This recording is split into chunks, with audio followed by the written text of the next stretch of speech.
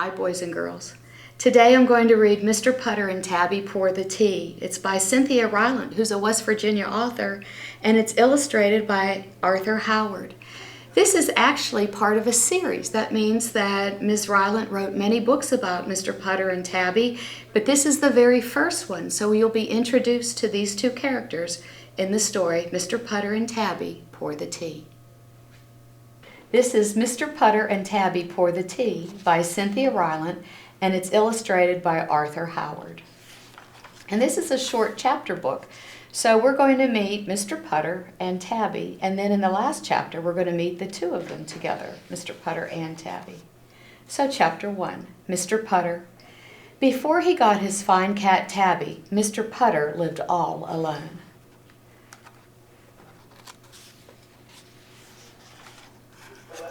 In the mornings, he had no one to share his English muffins. In the afternoons, he had no one to share his tea. And in the evenings, there was no one Mr. Putter could tell his stories to. And he had the most wonderful stories to tell.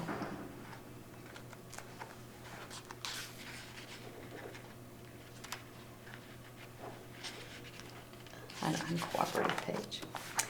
All day long, as Mr. Putter clipped his roses and fed his tulips and watered his trees, Mr. Putter wished for some company.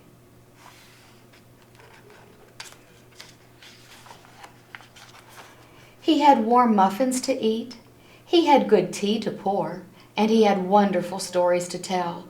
Mr. Putter was tired of living alone.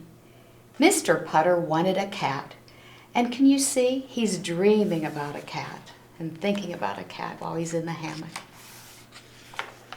Chapter 2, Tabby. Mr. Putter went to the pet store. "Do you have cats?" he asked the pet store lady. "We have 14, she said. Mr. Putter was delighted, but when he looked into the cage, he was not. I wonder what's in that cage. "These are kittens," he said. "I was hoping for a cat." "Oh, no one wants cats, sir," said the pet store lady. "They are not cute. They are not peppy." Peppy means they're full of energy. Mr. Putter himself had not been cute and peppy for a very long time. He said, "I want a cat." "Then go to the shelter, sir," said the pet store lady. "You are sure to find a cat." Mr. Putter went to the shelter. "Have you any cats?" he asked the shelter man. "We have a fat gray one, a thin black one, and an old yellow one," said the man. "Did you say old?" asked Mr. Putter.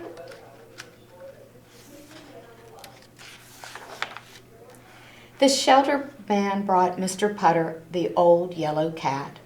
Its bones creaked, its fur was thinning, and it seemed a little deaf.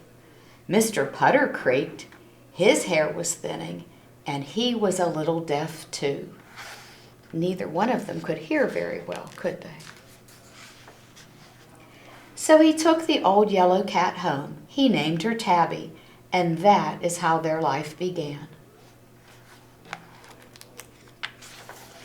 Chapter 3, Mr. Putter and Tabby.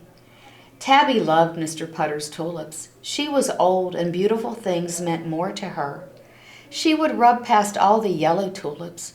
Then she would roll past all the red tulips. Then she would take her bath among all the pink tulips. Mr. Putter clipped roses while Tabby bathed.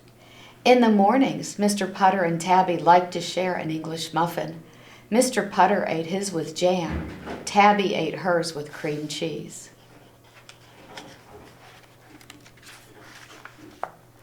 In the afternoons, Mr. Putter and Tabby liked to share tea.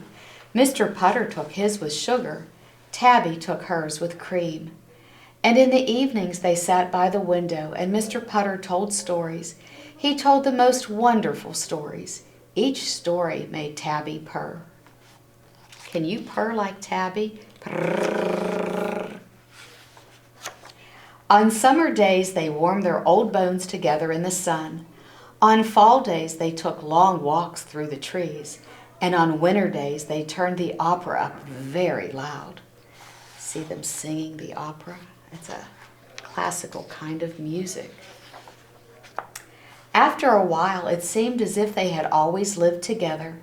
Tabby knew just what Mr. Putter was going to do next. Mr. Putter knew just where Tabby was going to sleep next. Look at those places he would find her, all over the house and outside. In the mornings, they looked for the other as soon as they opened their eyes. And at night, each looked for the other as their eyes were closing.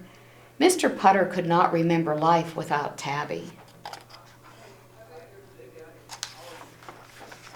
Tabby could not remember life without Mr. Putter. They lived among their tulips and trees.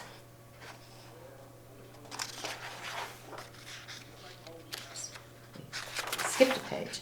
They ate their muffins, they poured their tea, they turned up the opera, and most of all, they enjoyed the most perfect company of all, each other. The end.